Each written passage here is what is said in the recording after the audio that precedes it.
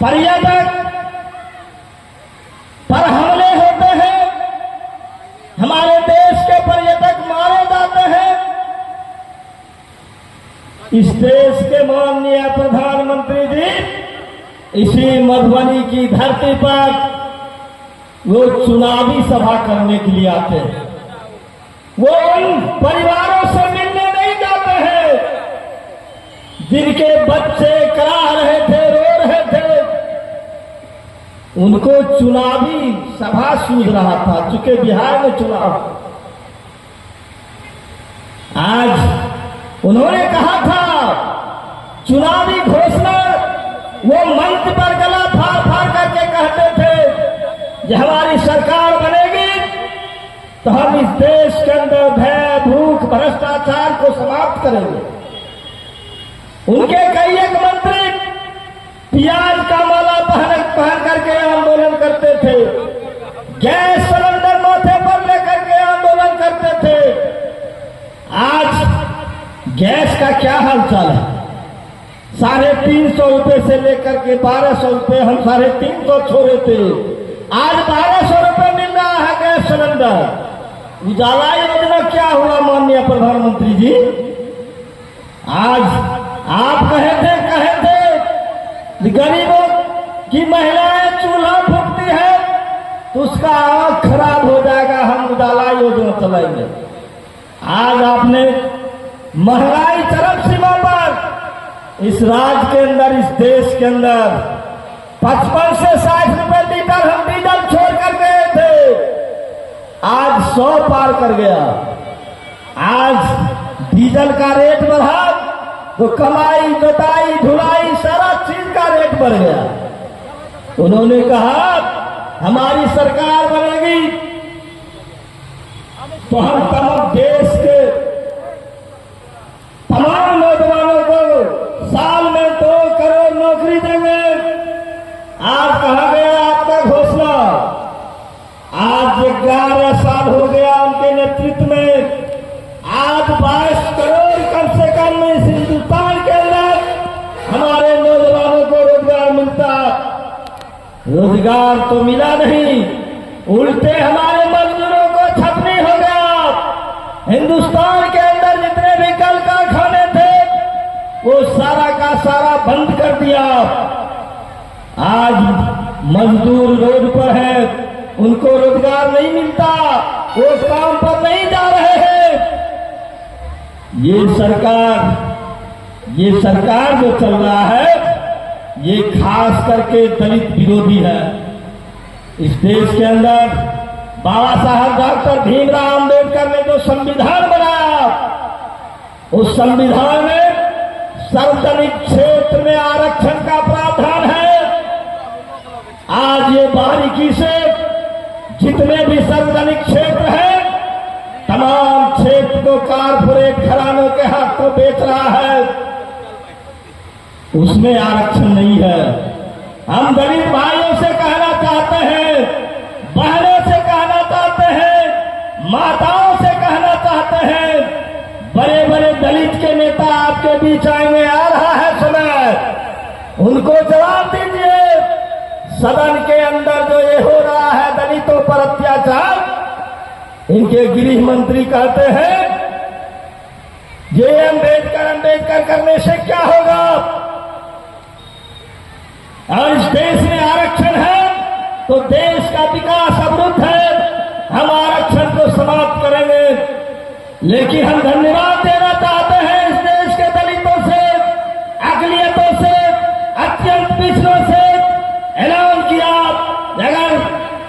अगर संविधान में छेड़छाड़ करोगे, आरक्षण को समाप्त करोगे तो हम बर्दाश्त नहीं करेंगे। 2 दिन तक हिंदुस्तान का चक्का जाम किया, हवाई जहाज, रेल रोड नहीं चला, बाध्य होकर के सरकार को वापस लेना पड़ा। इसलिए मैं आप लोगों से कहने के लिए आए हैं, मधुबनी जिला के झंझारपुर की धरती क्रांतिकारियों की धरती रही है। आप जिस तरह आज संगठित होकर के इस कार्यक्रम में आए हैं, इस कार्यक्रम के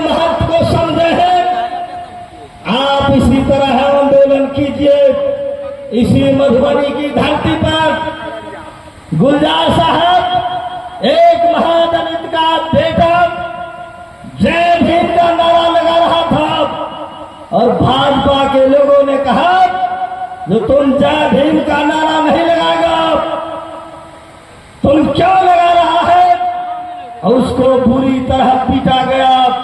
हमने फेसबुक पर देखा था। इसके राजपाट में दलित सुरक्षित नहीं है, महिला सुरक्षित नहीं है, गरीब सुरक्षित नहीं है। मैं आज एक दलित का विधायक हूं। ये खेत मजदूर यूनियन का देन है, ये लाल झंडे का देन है।